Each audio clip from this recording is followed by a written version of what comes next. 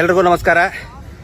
ಇವತ್ತು ಕಳೆದ 14 ವರ್ಷಗಳಿಂದ ನಡೆದಂತಹ ನಿರಂತರ ಹೋರಾಟ, ಸೌಜನ್ಯಾಳಿಗೆ ನ್ಯಾಯ ಸಿಗಬೇಕು, ಆ ಹೆಣ್ಣು ಮಗಳಿಗೆ ಅವಳು ಪಟ್ಟಂತಹ ನೋವು,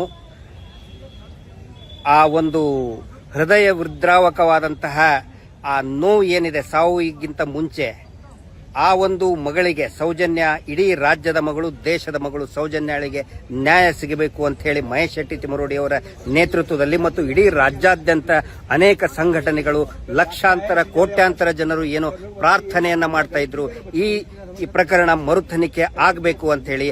ಅದಕ್ಕೆ ಇವತ್ತು ಒಂದು ಆ ಆಗ್ರಹಕ್ಕೆ, ಆ ಧ್ವನಿಗೆ ಇವತ್ತೊಂದು ಅತಿ ದೊಡ್ಡದಾದಂತಹ ಜಯ ಸಿಕ್ಕಿದೆ. ಕಾರಣ ಏನು ಅಂತ ಹೇಳಿದ್ರೆ, ಮಾನ್ಯ ಸುಪ್ರೀಂ ಕೋರ್ಟ್ನಲ್ಲಿ ಸೌಜನ್ಯ ಪ್ರಕರಣದ ಮರು ತನಿಖೆಗೆ ಮಾನ್ಯ ಸುಪ್ರೀಂ ಕೋರ್ಟ್ ಒಪ್ಪಿಗೆ ಸೂಚಿಸಿದೆ.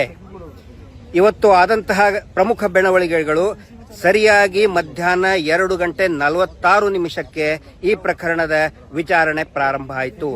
ಆವಾಗ ಒಟ್ಟು 3 ತನಿಖಾ ಸಂಸ್ಥೆಗಳು, ಒಂದು ಪೊಲೀಸ್, ಸಿಐಡಿ, ರಾಜ್ಯದ ಸಿಐಡಿ ಮತ್ತು ಸಿಬಿಐ ಸಂಸ್ಥೆಗಳು ಏನು ತನಿಖೆ ಮಾಡಿದ್ದು, ಆ ತನಿಖೆ ಸರಿಯಾಗಿ ಇಲ್ಲ, ಒಂದೊಂದೇ ಎಳೆಯಾಗಿ ಬಿಡಿಸಿ ಇಟ್ಟಾಗ ನಿಜವಾಗ್ಲೂ ಕೂಡ ಮುಖ್ಯ ನ್ಯಾಯಮೂರ್ತಿಗಳೇ ಇದನ್ನ ಕೇಳಿ ಬಹಳಷ್ಟು ಶಾಕ್ ಆಗಿದ್ರು. ಯಾಕಂದ್ರೆ ಅವರು ಕೂಡ ಓದ್ಕೊಂಡು ಬಂದಿದ್ರು.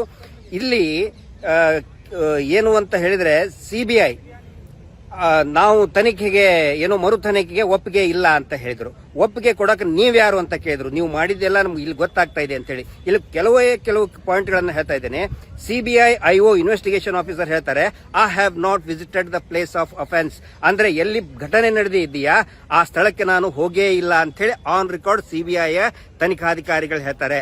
ಆನಂತರ ಅಶ್ರದ್ ಖಾಲಿದ್ ಬಾಯ್ ಅಂತ ಹೇಳ್ತಾರೆ. ಪೊಲೀಸರು, ಲೋಕಲ್ ಪೊಲೀಸರು ಹೇಳಿದ್ರು ಅವನೊಬ್ಬ ಹುಡುಗ ನಾವು ವಿಚಾರಣೆ ಮಾಡಿದೀವಿ ಅಂತ ಹೇಳ್ತಾರೆ.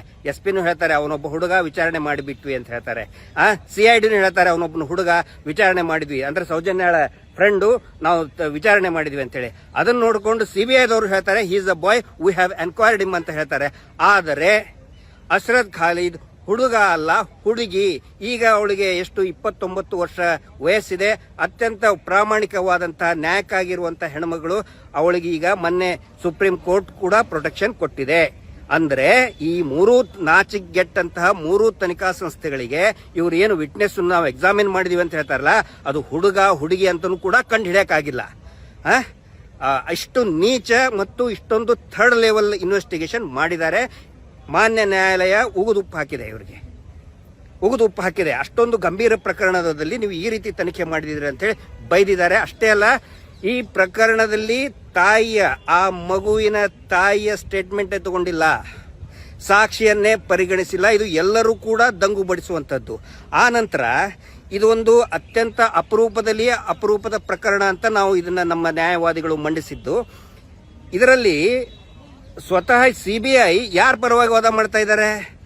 ಅಪರೂಪದ ವಾದ ಅಂತ ಹೇಳ್ಬೋದು. ಯಾಕಂತ ಹೇಳಿದ್ರೆ ಸಿಬಿಐ ಯಾವತ್ತಿಗೂ ಕೂಡ ಯಾವುದೇ ತನಿಖಾ ಸಂಸ್ಥೆ, ಯಾವುದೇ ಸರ್ಕಾರ, ಕೇಂದ್ರ ಸರ್ಕಾರ, ರಾಜ್ಯ ಸರ್ಕಾರ ಪೀಡಿತರ ಪರವಾಗಿ, ವಿಕ್ಟಿಮ್ ಪರವಾಗಿ ಇರಬೇಕು. ಇಲ್ಲಿ ಸಿಬಿಐ ನಿಜವಾದ ಅತ್ಯಾಚಾರಿ ಕೊಲೆಗಡ ಪರವಾಗಿ ನಿಂತಹ ಅತ್ಯಂತ ಅಪರೂಪದ ಪ್ರಕರಣ. ಇದನ್ನೆಲ್ಲ ಗಮನಿಸಿಯೇ, ಯಾಕಂತ ಹೇಳಿದ್ರೆ ಸ್ವತಃ ಸಿಬಿಐ ಹೇಳ್ತದೆ 2016ರಲ್ಲಿ ಇನ್ನೂ ಇನ್ವೆಸ್ಟಿಗೇಷನ್ ಮಾಡಬೇಕು, ಇನ್ನೂ 3 ಜನ ಇದ್ದಾರೆ. ಯಾರು? ಉದಯ್ ಜೈನ್, ಧೀರಜ್ ಕೆಲ್ಲಾ, ಮಲ್ಲಿಕ್ ಜೈನ್ ಇದ್ದಾರೆ ಅಂತ ಹೇಳಿ ಸ್ವತಃ ಸಿಬಿಐದವ್ರು ಹೇಳ್ತಾರೆ. ಲೋವರ್ ಕೋರ್ಟಲ್ಲಿ, ಟ್ರಯಲ್ ಕೋರ್ಟಲ್ಲಿ ಇಲ್ಲಿ ನಾವು ಮಾಡಕ್ ಬರೋದಿಲ್ಲ ಅಂತ ಹೇಳಿದ್ರೆ ಇದರ ಅರ್ಥ ಏನು? ಅವರು ಪ್ರಭಾವಕ್ಕೆ ಒಳಗಾಗಿದ್ದಾರೆ. ಸೊ ಇದು ಬಹಳ ಕ್ಲಿಯರ್ ಆಗಿ ಗೊತ್ತಾಗಿದೆ. ಸೊ ಈ ಒಂದು ತೀರ್ಪನ್ನು ಕೊಟ್ಟಿದೆ. ಒಂದು ಕನ್ಫ್ಯೂಷನ್ ಇದೆ ಎಲ್ರಿಗೂ ಕೂಡ, ಏನಂತ ಹೇಳಿದ್ರೆ ಪೆಂಡಿಂಗ್ ಇದೆಯಲ್ಲ ಅಂತ ಹೇಳಿ. ಪೆಂಡಿಂಗ್ ಇರಬೇಕನ್ನೋದು ನಮ್ಮ ನ್ಯಾಯವಾದಿಗಳದ್ದೇ ಒಂದು ವಾದವಾಗಿತ್ತು. ಪೆಟಿಷನರ್ದು ಕುಸುಮಾವತಿ ಸಲ್ಲಿಸಿದಂಥ SLP ಇದ್ದೇ ಒಂದು ವಾದ ಆಗಿತ್ತು. ಯಾಕಂತ ಹೇಳಿದ್ರೆ ಪೊಲೀಸರ ಮೇಲೆ ನಮ್ಗೆ ನಂಬಿಕೆ ಇಲ್ಲ. ಇದು ಕೋರ್ಟಿನ ಸುಪರ್ದಿಯಲ್ಲಿ ಕೋರ್ಟ್ ಮಾನಿಟರ್ ಆಗಬೇಕು ಅಂತ ಹೇಳಿ ಇದನ್ನ ಪೆಂಡಿಂಗ್ ಇರಿಸಿದ್ದು. ಒಟ್ಟಾರೆ ಇವತ್ತಿನ ರಿಸಲ್ಟ್ ಮಾನ್ಯ ನ್ಯಾಯಾಲಯ ಒಪ್ಪಿಗೆ ಸೂಚಿಸಿದೆ.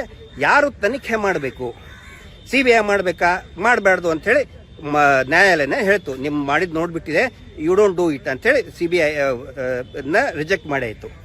ನೆಕ್ಸ್ಟ್ ರಾಜ್ಯ ಸರ್ಕಾರ. So composition of the investigating team ಯಾರು ಅನ್ನೋದ್ರ ಬಗ್ಗೆ ಅದು ಪೆಂಡಿಂಗ್ ಇದೆ ಹೊರತು ಮರು ತನಿಖೆ ಆಗೋದ್ರ ಬಗ್ಗೆ ಯಾವುದೇ ಸಂಶಯ ಇಲ್ಲ, ಒಪ್ಪಿಗೆ ಆಗಿದೆ.